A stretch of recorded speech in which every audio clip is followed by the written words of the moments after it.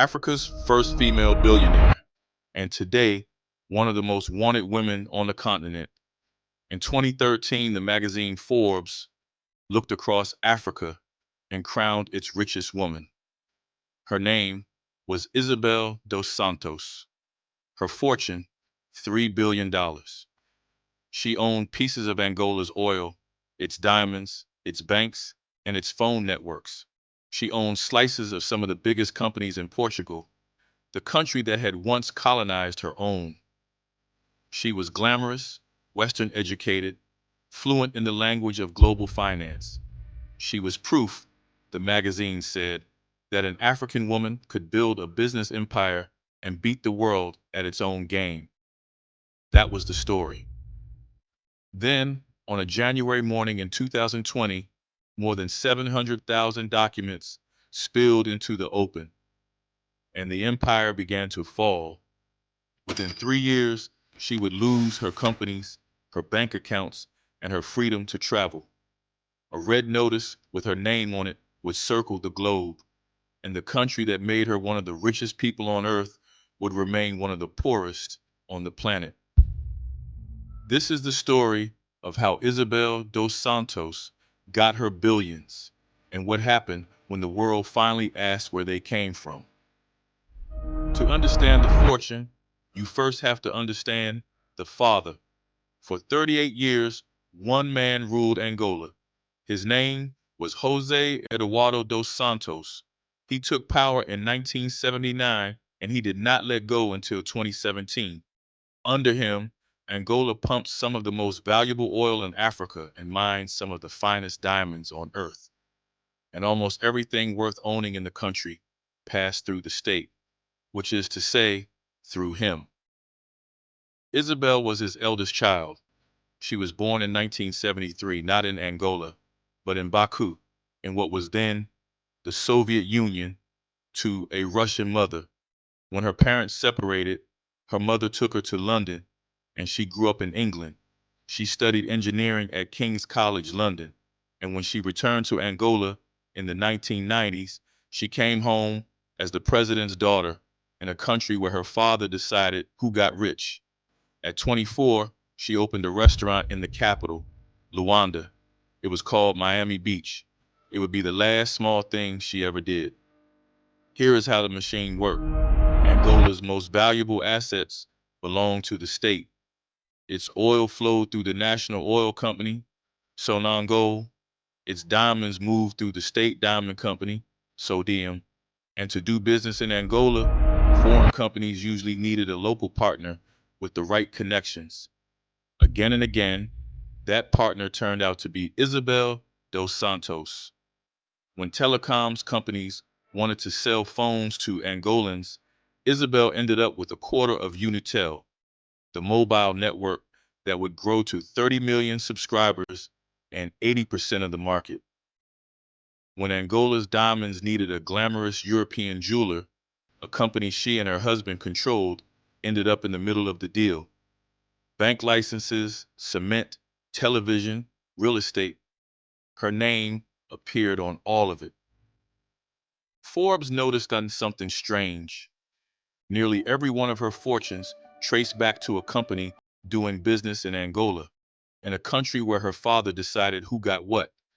In 2002, she married Sindika Dokolo, a Congolese businessman and art collector. Together they became Africa's power couple. Private jets, a mansion in Dubai, and one of the greatest collections of African art in the world. Then, Isabel did something clever. She moved the money out of Angola and into Europe. She bought 42% of a Portuguese bank called Eurobit. She took large stakes in Portugal's biggest telecoms and energy companies. At one point, she launched a bid worth more than 1 billion euros to take over Portugal Telecom itself. The daughter of a former African colony was buying up the colonial power. The symbolism was lost on no one. By the middle of the decade, Forbes put her fortune above $3 billion and called her Africa's first female billionaire and the richest woman on the continent. She gave interviews about hard work, and vision. She spoke about lifting Africa up, and in 2016, her father handed her the biggest prize of all. In June 2016, President dos Santos fired the entire board of Sonangol, the national oil company, the beating heart of the Angolan economy, and put his daughter in charge of it. Think about what that meant. The state oil company, in a nation that lived and died on oil, was now run by the president's own daughter. Critics called it what it looked like, a single family taking ownership of a country's wealth. Isabel called it competence. She had a plan, she said, to fix Sonangol.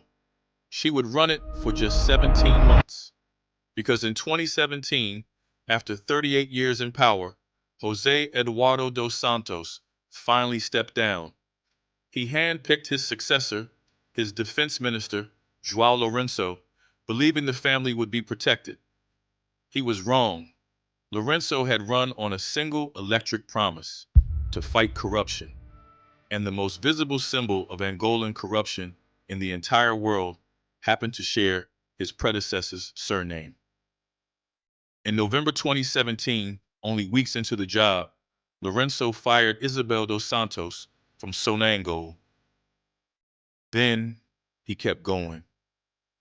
Investigators began pulling on the threads of her empire, and in December 2019, an Angolan court froze her bank accounts, accusing her and her partners of costing the state more than $1 billion. But the blow that brought the whole structure down did not come from a courtroom. It came from a leak. In January 2020, an international network of investigative journalists published something they called the Luanda Leaks. More than 700,000 documents, emails, contracts, and spreadsheets from inside Isabel dos Santos's own business empire. Around 120 journalists in 20 countries spent months reading them, and what they described was not a story of vision and hard work. It was the story of a state being quietly emptied into one family's pockets. One deal became the symbol of all of it. Isabel and her husband had taken a share of Angola's diamond wealth through a partnership with the State Diamond Company after putting in an initial deposit of just $15 million. A tribunal later ruled that the arrangement could not be explained by anything other than, in its own words, grand corruption by the daughter of a head of state.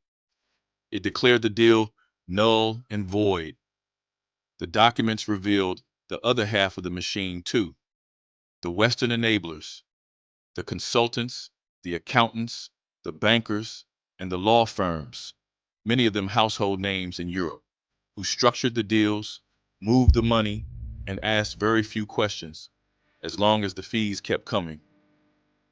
2 decades of these arrangements had made Isabel dos Santos the richest woman in Africa, and they had helped leave Angola, a nation sitting on an ocean of oil and a fortune in diamonds, one of the poorest countries on earth, with one of the highest rates of child death in the world. The wealth was real. The only question was who it had been taken from. After the leaks, the world moved fast.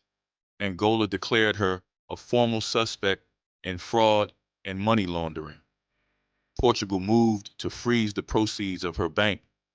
Her partners abroad began cutting ties. And then, in October 2020, her husband Sindica Dokolo, her partner in business, and in the very deals now under investigation, died in a diving accident in Dubai. He was 48 years old. The United States sanctioned her for corruption, banning her from the country and cutting her off from its financial system. Britain followed, accusing her of stealing the wealth of the Angolan people for personal gain. In 2022, Angola seized her crown jewel, Unitel, and took the billion-dollar phone network into state hands. And Interpol issued a red notice, a request to police forces around the world to find her and arrest her. Angola has now charged her with 12 separate crimes: embezzlement, fraud, money laundering, and criminal association, over the money that went missing on her watch at Sonangol alone. If she is convicted, She faces up to 12 years in prison. She denies all of it. She calls herself the victim of a political witch hunt, a woman being punished, she says, for her name and her success by a government that simply wanted her assets for itself.